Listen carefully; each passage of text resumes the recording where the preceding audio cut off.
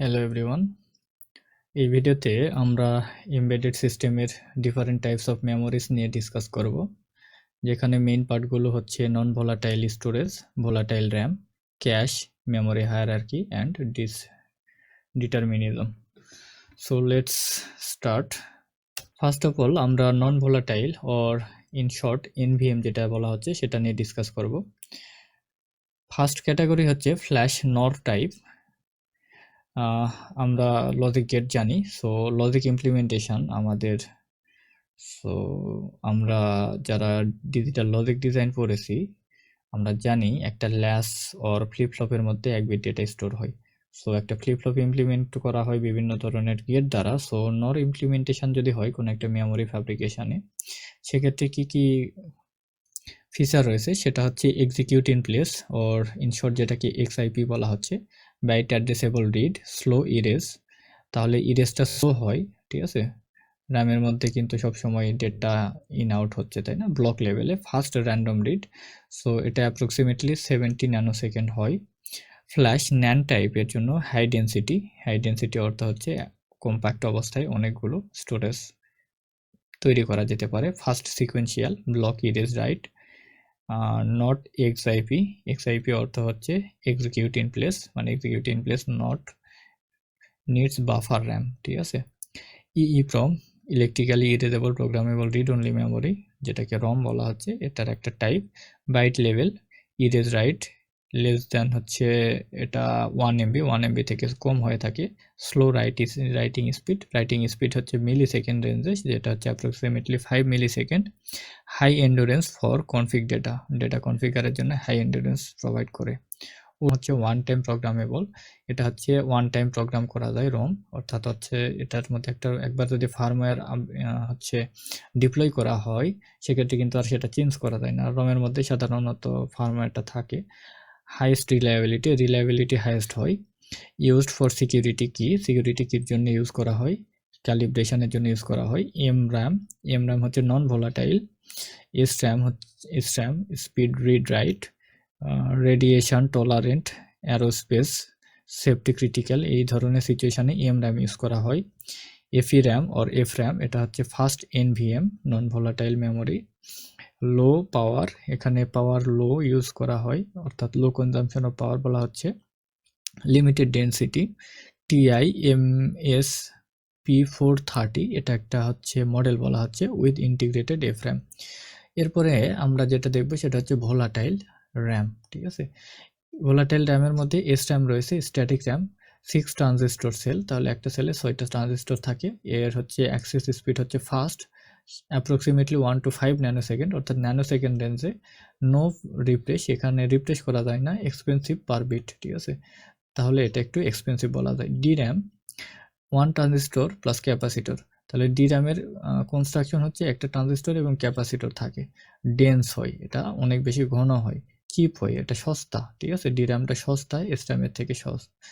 তারপরে requires periodic refresh every approximately 64 millisecond, তাহলে periodic refresh প্রয়োজন, ঠিক আছে, 64 মিলিসেকেন্ড পর পর। সুডো SRAM অর PSRAM, এটা হচ্ছে DRAM core with inter refresh SRAM interface.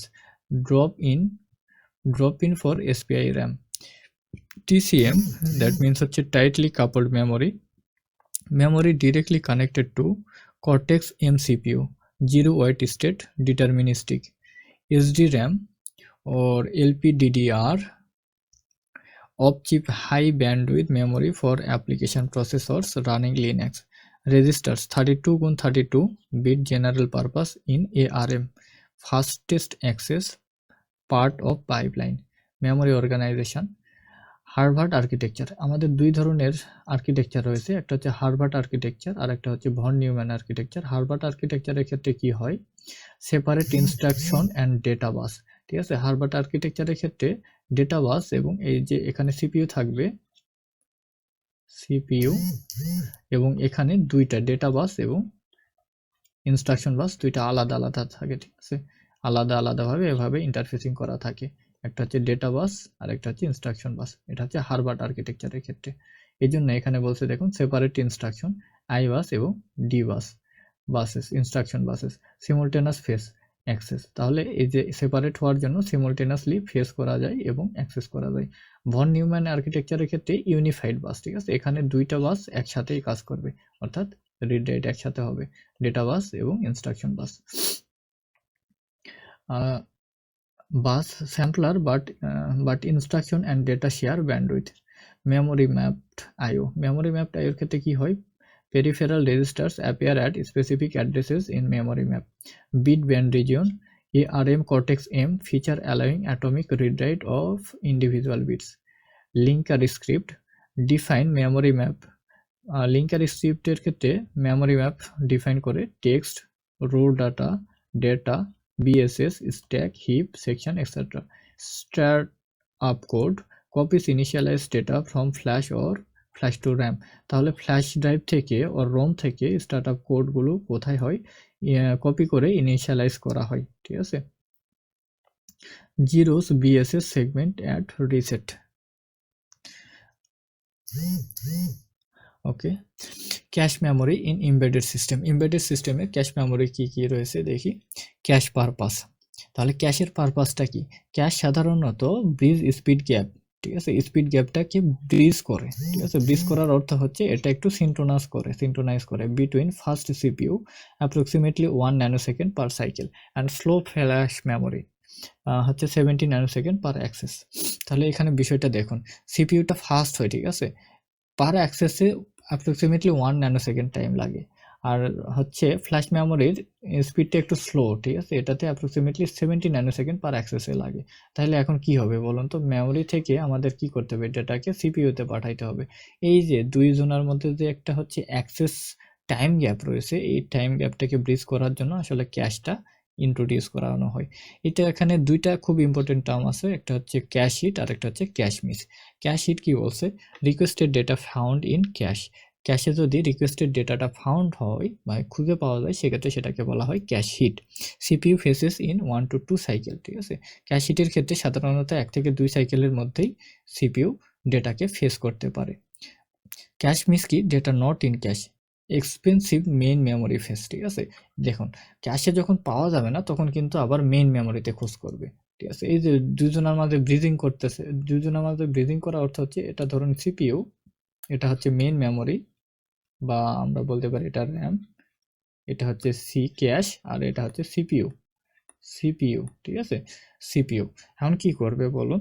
এই যে এখানে সিপিইউ এর স্পিডটা বেশি, একটা অ্যাক্সেসে অ্যাপ্রক্সিমেটলি 1 ন্যানোসেকেন্ড সময় লাগে আর এখানে অ্যাপ্রক্সিমেটলি 70 ন্যানোসেকেন্ড সময় লাগে, ঠিক আছে? এখন দেখুন, এই যে এই দুইটার মধ্যে ব্রিদিং করার জন্য ক্যাশ ইন্ট্রোডিউস করানো হয়। ক্যাশের কাজ কি?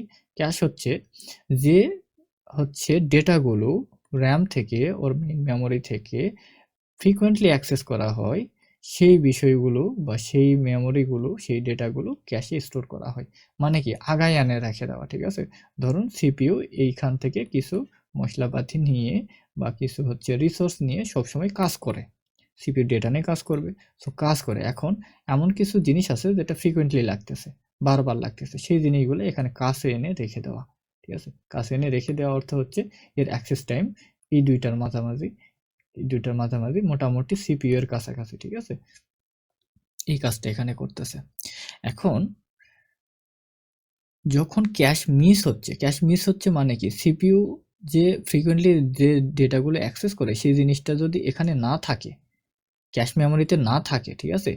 আগায় এনে যদি না দিয়ে রাখে এখানে, সেক্ষেত্রে সিপিইউকে কোথায় আবার খুঁজতে হবে? আবার খুঁজতে হবে কিন্তু এই মেইন মেমোরিতে। এই মেইন মেমোরিতে যখন খুঁজতে যাবে তখন এটা কি হবে? Expensive main memory face. সেক্ষেত্রে 10 থেকে 50 প্লাস সাইকেল লাগে, ঠিক আছে? ক্যাশ টাইপ, এখানে ক্যাশ টাইপ রয়েছে L1 ইনস্ট্রাকশন ক্যাশ অর্থাৎ আই ক্যাশ বলা হয়, L1 data cash, D cash বলা হয়, unified L2 cash etcetera. The real time problem with cash. এখন আরটি প্রবলেম কি কি রয়েছে? একটা হচ্ছে কোল্ড মিস, একটা হচ্ছে কনফ্লিক্ট মিস, একটা হচ্ছে ক্যাশ ইনভ্যালিডেশন। ওকে, কোল্ড মিসটা দেখি। ফার্স্ট অ্যাক্সেস অলওয়েজ মিস, ঠিক আছে? কোল্ড মিস হচ্ছে যখন ফার্স্ট অ্যাক্সেসটা হবে তখন সব সময় মিস হবে। ফার্স্ট অ্যাক্সেসটা সবসময় মিস হবে। কারণ কি? দেখুন, ফার্স্টে যখন সিপিইউ ক্যাশে যখন ডেটা খুঁজতে যাবে তখন কিন্তু ফ্রিকোয়েন্টলি কোনো কিছুই অ্যাক্সেস করা হয়নি। সো কোনো কিছুই ক্যাশে স্টোর করা হয়নি, ঠিক আছে? ক্যাশে লোড করা হয়নি। সেক্ষেত্রে কিন্তু ফার্স্ট অ্যাক্সেস সবসময় মিস হবে। এই কথা এখানে বলছে, যেটাকে কোল্ড মিস বলা হচ্ছে। এক্ষেত্রে কিন্তু ওর্স্ট কেস টাইমটা আমাদের কনসিডার করতে হবে, ঠিক আছে? Analysis must be account for cold start penalties. Conflict miss কি বলছে, two addresses map to same cache set, ঠিক আছে, দুইটা অ্যাড্রেস যদি সেম ক্যাশ সেটে ম্যাপ করা হয়, evicting each other cause non-deterministic timing. Cache invalidation coherently between DMA or direct memory access, retained data and CPU cache can cause stale data bugs. Solution for predictability. আচ্ছা, predictability জন্য কি কি আমরা solution নিতে পারি এই ধরনের প্রবলেমের জন্য? ক্যাশ লকিং, ঠিক আছে, prime critical codes and data into cash permanently.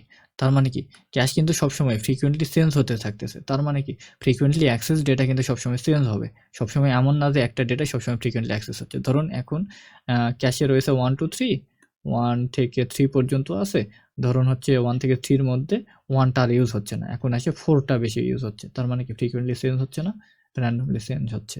So এই জন্য এখানে বলছে, আর কি বলছে, ক্যাশ লকিং। যদি ক্রিটিক্যাল কিছু কোড থাকে সেই সেগুলো ক্যাশে একদম কি করা থাকবে, পিন করা থাকবে। ধরুন 1টা আমরা চেঞ্জ করতে পারবো না, ক্যাশে 1 2 3 তিনটার জায়গা রয়েছে, 1 2 3, ধরুন এই তিনটা জায়গা রয়েছে, এই তিনটার মধ্যে 1টা আমাদের জন্য ক্রিটিক্যাল, সো এটাকে আমরা কি করে দিব, পিন করে দিব, ঠিক আছে। পিন করে দিলে হবে কি, এই জিনিসটা তখন রিপ্লেস হবে না। Eliminates miss unpredictability. Scratch pad memory খুবই গুরুত্বপূর্ণ, এটার টাইপ হচ্ছে TCM or DTCM. SRAM tightly couple to CPU, SRAM static RAM couple করা থাকে সিপিইউ এর সাথে। Always zero wait state, cache like speed but software managed. তাহলে স্ক্র্যাচ প্যাড মেমোরির ক্ষেত্রে কিন্তু স্পিডটা মোটামুটি ক্যাশের মতোই স্পিড পাওয়া যায়। Cash partitioning assign cache OS to specific task to prevent inter-task interference. ক্যাশকে আবার পার্টিশনে করা যাবে, ক্যাশের মেমোরি স্পেস যতটুকু রয়েছে সেটাকে আবার পার্টিশন করে বিভিন্ন টাস্কের জন্য সেপারেটলি অ্যাসাইন করা যাবে। ডিসেবল ক্যাশ ইন্টায়ারলি, কিছু ক্ষেত্রে যদি ক্যাশ মিস আমাদের জন্য প্রবলেমেটিক হয় সেক্ষেত্রে ক্যাশটা আমরা ডিসেবল করে রাখতে পারি। Some safety critical system choose predictability over performance, ঠিক আছে, কিছু সেফটি ক্রিটিক্যাল সেক্ষেত্রে আমাদের কিন্তু প্রেডিক্টেবিলিটি প্রয়োজন, পারফরমেন্স না। Okay, memory hierarchy and management. So memory হায়ারার্কিটা আমরা দেখি, at the very top level 0 রয়েছে, সেখানে সিপিইউ রেজিস্টার রয়েছে, এটা হচ্ছে 32x32 bit, 1 cycle two 1 cycle, ঠিক আছে, পার ইনস্ট্রাকশন ফেসের জন্য 1 সাইকেল ইউজ করা হয়, অ্যাপ্রক্সিমেটলি 128 বাইটস টোটাল, ঠিক আছে। লেভেল 1 হচ্ছে টাইটলি কাপলড মেমোরি, এটা হচ্ছে 1 to 2 সাইকেল পার অ্যাক্সেসের প্রয়োজন পড়ে, এটার সাইজ হচ্ছে 32 to 512 KB, এটা হচ্ছে ডিটারমিনিস্টিক।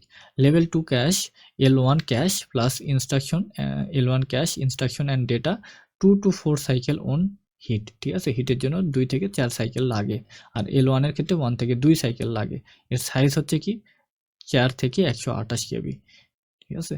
তারপরে L3 ক্যাশ কি বলছে, L2 ক্যাশ 8 থেকে 20 সাইকেল অন হিট, ঠিক আছে, L2 ক্যাশই থাকবে L3 এর ক্ষেত্রে, কিন্তু সেটার জন্য যদি হিটে 8 থেকে 20 সাইকেল প্রয়োজন পড়ে সেক্ষেত্রে সেটা L3 ক্যাশ বলা হচ্ছে। সাইজ হচ্ছে 256 KB থেকে 2 MB পর্যন্ত হয়।